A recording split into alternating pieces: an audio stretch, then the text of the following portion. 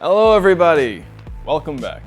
Today I wanted to talk about the 4 things that I learned in my first year of entrepreneurship, and I have an extra thing at the end for those of you that actually stick around to watch the last one, so stick around. The first thing that I learned this year was have an ideal customer. You need to sit down and directly, or specifically, identify who it is that you help and how you help them. My first business that I started was leadership coaching. I believe that everyone needs leadership skills, and thus I got no one. It was like 6 months of not a single paying customer. I did a lot of free work, and those customers didn't necessarily turn into paying customers. The way that you bring something valuable to your ideal customer is you have to talk to them. You have to understand what their struggles are through their lens, right? The best way you can do that is actually speaking to them. Don't try to just solve something you think they might need solved. You need to go to the people and speak to them, right? You need to ask them what their daily problems are and what kinds of challenges. And sometimes you can just go to groups and they will tell you, like not you specifically, or like not even directly, but like people love to vent on what their problems are, right? If you listen closely, you can find what their genuine problem is, and then you go out, solve that problem, and bring it back to them. Don't come up with ideas. Look for already spoken on problems. The whole purpose of a business is to solve a problem that someone else has currently, right? Bring them from point A to point B. And don't panic, we're going to talk about how to, or where to look for actual insights from these customers later on. Don't worry, I got you. The second thing that I learned in my first year of entrepreneurship is, are they problem aware? Do they know that they have a problem, and do they care? Because I spun my wheels for way too long, solving problems that one, people either A, didn't care about, or B, they just didn't know they had, right? Because, oh man, with the leadership coaching thing, people aren't exactly lining up to hear that they don't know how to lead other people, and that the way that they talk to people is all incorrect. They got a whole lot more problems. But hey, these are things we learn over time, right? It's 10 times easier to help someone solve a problem that they already know that they have than to convince them that they have a problem and then solve that problem for them. It's not impossible, it's just way more difficult. And if they don't know that they have the problem and you bring it up to them, you better have some pretty good evidence to be like, hey, after a diagnosis that I grabbed from publicly available information, here are the things that you're running into and here are your problems, you know? And so if you can find something that they already know they have a problem, they just don't know how to solve it, you can solve it as quickly as possible, people will pay you dollars. Like, they'll probably even look for you. That was something that was useful for me, and I wish I learned that a lot sooner. The third thing that I learned from my first year of entrepreneurship was you have to go to where your ideal customer is. You have to think like them, speak like them, breathe like them, look like them. Those are the best ways that you're going to attract your ideal customer, right?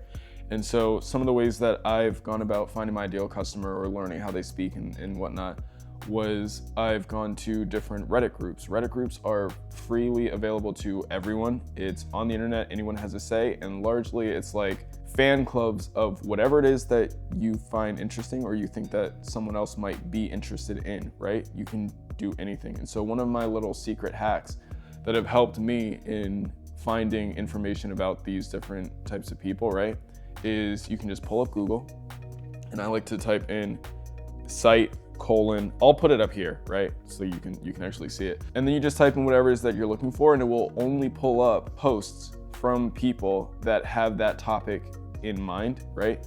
And then once you find the subreddit, it's just a goldmine. I swear by it. Go look at that. The second thing that I found was really useful were Facebook groups.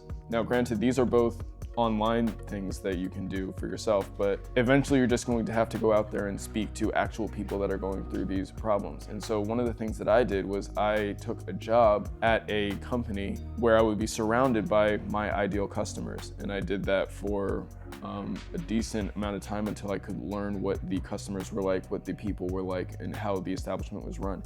That was something that was largely beneficial to me because I could actually surround myself with the people that I was aiming to serve in the future, right? And so if you take nothing else from this, think of it this way. Rock climbers go to a rock climbing gym, right? If you wanted to target runners, runners are going to go to running apparel stores, right? if you wanted to find like golfers, you would go to probably like a country club or like a golf club or something like that. You have to find where the people are. You have to learn to speak like them, because that's how, if they're speaking in lingo and you don't understand it, well, you will be more beneficial by learning how they speak, right? And they'll be more comfortable around you and be willing to share the more nitty-gritty and more painful points for you to later take down onto your notepad and fix those things later for them, right? The more you can speak to the customer, the better. I cannot stress that enough. Surround yourself by them, become comfortable in that space, because you can delve 10 times deeper in Spanish speaking if you speak Spanish and surround yourself by Spanish speaking people.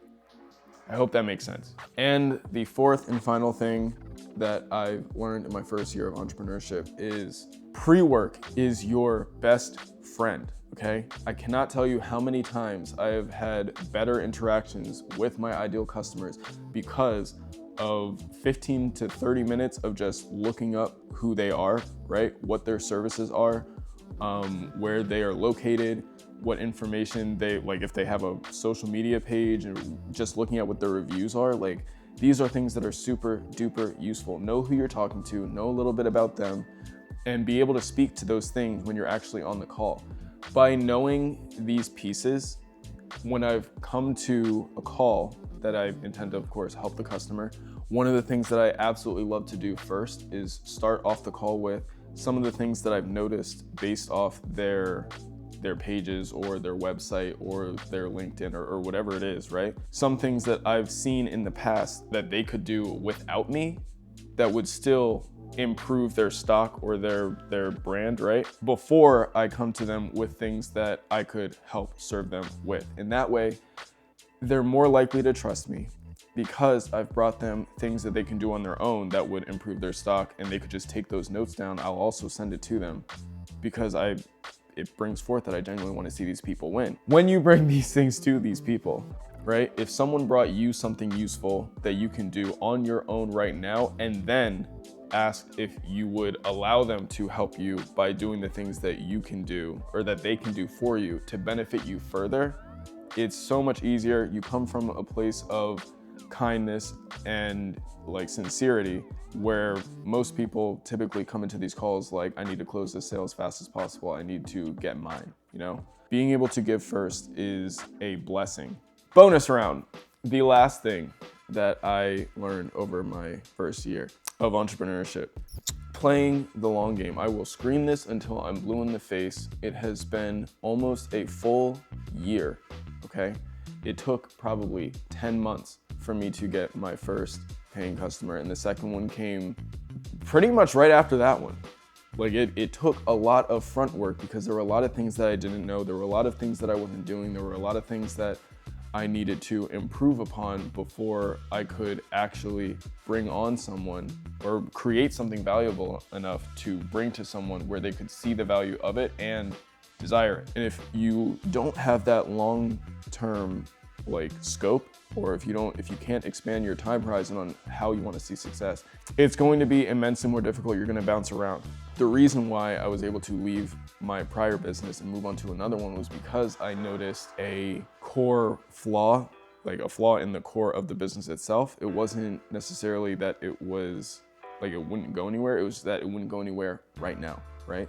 And so once I moved on to something else, I had to stick with that one equally and start all over a second time, right?